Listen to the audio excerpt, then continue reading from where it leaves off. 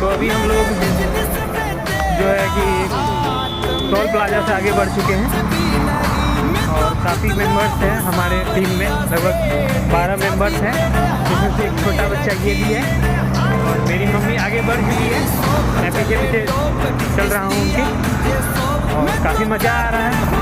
हम लोगों ने वही लगभग 3 बजे के आसपास निशान यात्रा शुरू किया था, अभी लगभग 1.5 घंटा हो चला है और लगभग 9 किलोमीटर के आसपास हम लोग चल चुके हैं और अभी हम लोग को 9 से 10 किलोमीटर चलना है।